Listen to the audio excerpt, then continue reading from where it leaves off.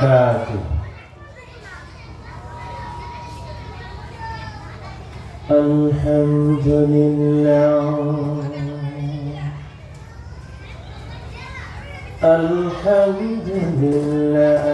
نحمده ونستعينه ونستغفره ونؤمن به ونتوكل عليه ونعوذ بالله من شرور أنفسنا ومن سيئات أعمالنا.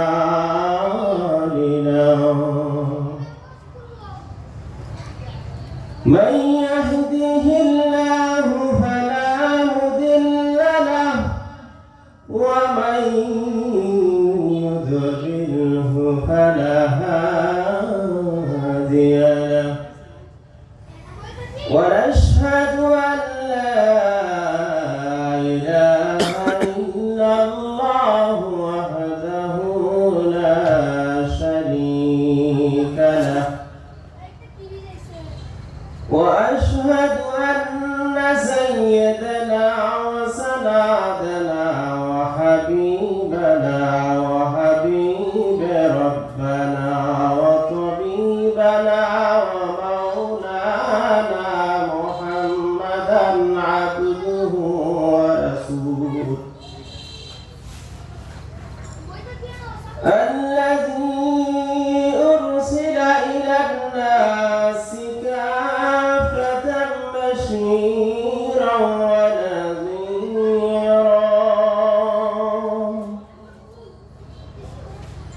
وداعيا إلى الله بإذنه وسراجا منيرا.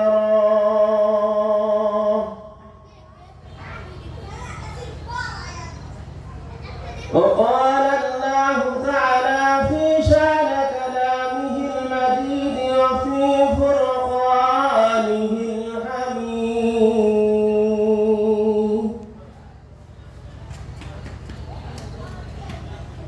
أفحسبتم أنما خلقناكم عبثا وأنكم إلينا لا ترجعون.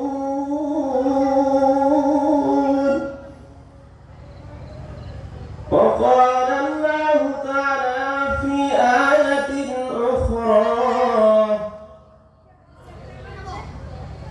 كيف تكفرون بالله وكنتم أمواتا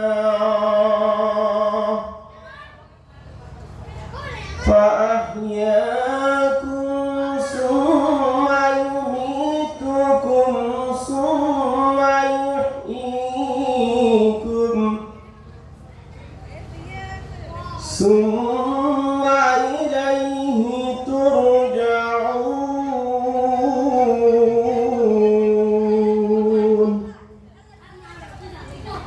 وقال الله تعالى في شأن كلامه المجيد وفي فرقانه الحميد: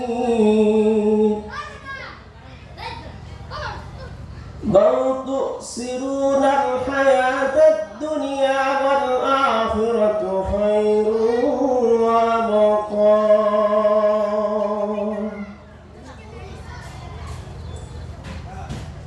وقال رسول الله صلى الله عليه وسلم في شأن حديث: تركت فيكم أمرين لن تضلوا ما تمسكتم بهما كتاب الله وسنة رسول. وصدق رسوله النبي الكريم ونحن على ذلك من الشاهدين والشاكرين الدين والحمد لله رب العالمين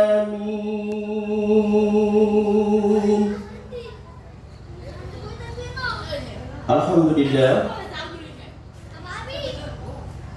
ঐতিহ্যবাহী গোসারগাঁও উত্তরপাড়া মোহাম্মদিয়া হাফিজিয়া মাদ্রাসা ও এতিমখানার উদ্যোগে মৃত্যু ব্যক্তিদের রূহের মাগফিরাত কামনায় 18তম বার্ষিকী তাফসীরুল কোরআন মাহফিল। আজকের মাহফিলের সভাপতির আসনকে অলংকৃত করেছেন আলহাজ হযরত মাওলানা রেহাজউদ্দিন খন্দকার সাহেব দামাত বারকাতুহুল আলিয়া, সহকারী অধ্যাপক আরবি বেগুরহাটি ফাজিল প্রস্তাবিত কামিল মাদ্রাসা। আজকের তাফসীরুল কোরআন মাহফিলের সম্মানিত প্রধান অতিথি, বিশেষ অতিথি, দেশ বরণ্য দ্বীনের রাহাবর নবীর উত্তরসূরি ওলামায়ে হযরত, আমার সামনে উপস্থিত দ্বীন প্রিয়, ইসলাম প্রিয়, আল্লাহ তাআলার আশিকিন, জাকিরিন, শাকিরিন, দিনদার, দিনদরদি, মুত্তাকি, পরহেজগার, কোরআনের পাখিরা, পর্দার অন্তরালে সম্মানিতা শ্রদ্ধাভাজন মা ও বোনেরা, শুকরিয়া আদায় করছি আল্লাহ রামানুহুর দরবারে, যেই মহান মনিব আমাদেরকে আদর করে, ভালোবেসে, মহাব্বত করে বরকতময় রৌদুরিতে রাসূলের সাজানো বাগানে কোরআন ও হাদিসের আলোকে সহি তরিকায় দ্বীনের কিছু কথা বলা এবং শোনার মতন তৌফিক এনায়েত করেছেন। এই জন্য সকলে হৃদয়ের গভীর থেকে, অন্তরস্থল থেকে ঈমানের আওয়াজ তুলে সুউচ্চ কণ্ঠে কালিমাতার শুকর আদায় করছি। বলেন আলহামদুলিল্লাহ। এই আলহামদুলিল্লাহ বলার ফজিলত কত! হামদুন শব্দের অর্থ প্রশংসা। আলিফ লাম সংযুক্ত হওয়ার পরে আলহামদুলিল্লাহি রাব্বিল আলামিন।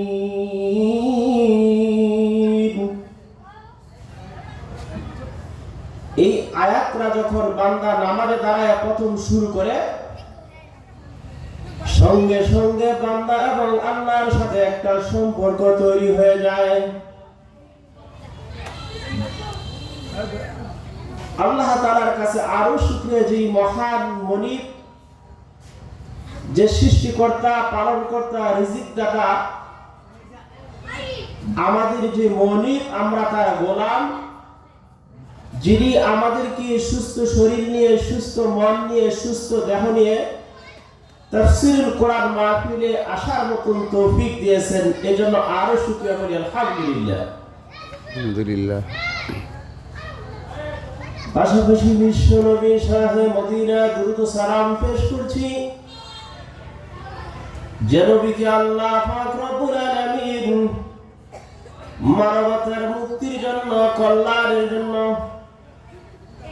মরুর বুকে দুলার দরুনিতে আইনে জাহিলিয়াতের কালো রেখা পৃথিবীর বুক থেকে মুছে দিয়ে একটি আদর্শ সমাজ উপস্থাপনার জন্য যিনি এসেছিলেন, আল কোরআনের আলোয় আলোকিত করে তিনি এখন শুয়ে আছেন সোনার মদিনায়। বিশ্ব নবী সাহেব মদিনায় শুয়ে আছেন। সৈয়দুল মুরসালিন, খাতামুন নবিয়্যিন, রাহমাতাল লিল আলামিন, সরদারে আলম, দুয়ারে আলম, দু জাহানের বাদশাহ হযরত আহমদ মুহাম্মদ সাল্লাল্লাহু আলাইহি ওয়াসাল্লাম। শুকরিয়া জানাচ্ছি যাদের শ্রম দিয়ে, মেধা দিয়ে, বুদ্ধি দিয়ে এই বার্ষিক তাফসীরুল কোরআন মাহফিলের আয়োজন করেছেন, তাদের পরিবার পরিজন থেকে যারা পৃথিবীর জমিন ছেড়ে অন্ধকার কবরে এতিমের মতন শুয়ে ঘুমাইতেছেন, আল্লাহ তাআলা তাদের সকলকে জান্নাতুল ফেরদাউসের মেহমান হিসেবে কবুল করে সকলে বলেন আমিন। আমিন। আর যারা ইন্তজাম করেছেন তাদের জন্য দোয়া কামনা করছি, আল্লাহ তাআলা তাদের সকলকে নেক হায়াত তৈয়বা দান করুক, সিহাতে কামিলা, তাদের পরিবার পরিজনকে ইসলামের আলোয় আলোকিত হওয়ার তৌফিক দান করুক, সকলে বলেন আমিন। এই তাফসীরুল কোরআন মাহফিল এটা প্রতিদিন হয় না, বছরে একবার। এই তাফসীরুল কোরআন মাহফিল করতে গিয়ে অনেক কষ্ট ত্যাগ স্বীকার করতে হয়েছে। এজন্য আমাদের সকলের উচিত আমরা তাফসীরুল কোরআন মাহফিলকে মূল্যায়ন করা, এই তাফসীরুল কোরআন মাহফিলকে মর্যাদা দেওয়া। এই তাফসীরুল কোরআন মাহফিলের এক একটি কথা বলা এবং শোনার বিনিময়ে আল্লাহ তাআলা এক একটি কথা বলা এবং শোনার বিনিময়ে আল্লাহ সুবহানাহু ওয়া তাআলা 1000 বেরিয়া নফল নামাজ পড়লে যেই সওয়াব হবে, আল্লাহ তাআলা এক একটা কথার বিনিময়ে ওই পরিমাণ নেয় ওই বান্দার আমলনামায় দান করবেন, বলেন সুবহানাল্লাহ। রাসূলের হাদিসের পরিভাষা অনুযায়ী এই জান্নাতের বাগানকে অসংখ্য অগণিত ফেরেশতা চতুর্দিক থেকে বেষ্টন করে রেখেছেন। আল্লাহ তাআলার পক্ষ থেকে অসংখ্য অগণিত সকিনা রহমত নাযিল হচ্ছে, বৃষ্টির ন্যায় বর্ষিত হচ্ছে। যারা জান্নাতের বাগানে আসেন তারা কি জান্নাতি? আল্লাহ রাসূলের হাদিসের ভাষা অনুযায়ী জান্নাতি। আল্লাহ তাআলা জান্নাতের বাগানে যাদেরকে নিয়ে আসছেন তাদের দাম অনেক বেশি। বিশ্বনবী সাল্লাল্লাহু আলাইহি ওয়াসাল্লাম মক্কাতুল মুকাররমায় তার সাহাবাদেরকে নিয়ে কোরআন ও হাদিসের আলোকে আলোচনা করতেছেন। এশার নামাজের পরে দীর্ঘক্ষণ অনেক সময় হয়ে গেল। আল্লাহ রাসূল যে সময় বাসায় ফিরেন ওই সময় বাসায় ফিরতেছেন না। মা খাদিজাতুল কুবরা রাদিয়াল্লাহু তাআলা আনহা আল্লাহ রাসূলের অপেক্ষা করে দীর্ঘক্ষণ দেখে আল্লাহ রাসূল আসতেছে না। রাসূলের কামরা বাইতুল্লাহ থেকে খুব বেশি দূরে নয়। মা খাদিজাতুল কুবরা রাদিয়াল্লাহু তাআলা আনহা ঘরের দরজা খুলে বের হয়ে দেখলেন বিশ্বনবী সাল্লাল্লাহু আলাইহি ওয়াসাল্লাম সাহাবাদেরকে নিয়ে এরকম কোরআন হাদিসের আলোচনা করতেছেন। আকাশ থেকে মুষলধারে বৃষ্টি বর্ষিত হচ্ছে। এই দৃশ্য দেখে চলে আসলেন, আয়েশা শুকনা কাপড় হাতে নিয়ে দাঁড়ায় রয়েছেন। যখন আল্লাহ রাসূল আসলেন, দরজা লক করার পরে দরজা খোলার সঙ্গে সঙ্গে শুকনা কাপড় হাতে উঠিয়ে দিলেন। ব্যাপার কি খাদিজা আজকে শুকনা কাপড় হাতে দিচ্ছে, কারণ কি? বলতেছি আল্লাহ রাসূল আপনার দেরি দেখে আমি ঘরের বাইরে গিয়ে দেখি আপনি সাহাবাদেরকে নিয়ে দিনের আলোচনা করতেছেন আর আকাশ থেকে মুষলধারে বৃষ্টি বর্ষিত হচ্ছে। এই জন্য আমি শুকনা কাপড় হাতে নিয়ে দাঁড়ায় রয়েছি। বলতেছে এ খাদিজা, এই বৃষ্টি তো সেই বৃষ্টি না, এটা আল্লাহ তাআলার পক্ষ থেকে রহমতের বৃষ্টি। সুতরাং আপনাদেরকে আমি অর্ডার করব না, তবে এতটুকু রাসূলের হাদিসের ভাষা জানিয়ে দিলাম যে যারা এই জান্নাতের সামানের ভিতরে অবস্থান করবেন আল্লাহ তাআলা তাদের উপরে রহমতের বৃষ্টি নাযিল হইতে থাকবে। বলেন সুবহানাল্লাহ। সুবহানাল্লাহ। বান্দা যখন একা একা আল্লাহ তাআলার শুকরিয়া আদায় করে, আল্লাহ পাক রব্বুল আলামিন একা একা বান্দার শুকরিয়া আদায় করেন। আর বান্দা যখন কোন মজলিসে কোন মাহফিলে আল্লাহ তাআলার শুকরিয়া আদায় করেন, আল্লাহ পাক রব্বুল আলামিন ফেরেশতাদের বিশাল সমাবেশ তৈরি করে ওই বান্দার শুকরিয়া আদায় করেন।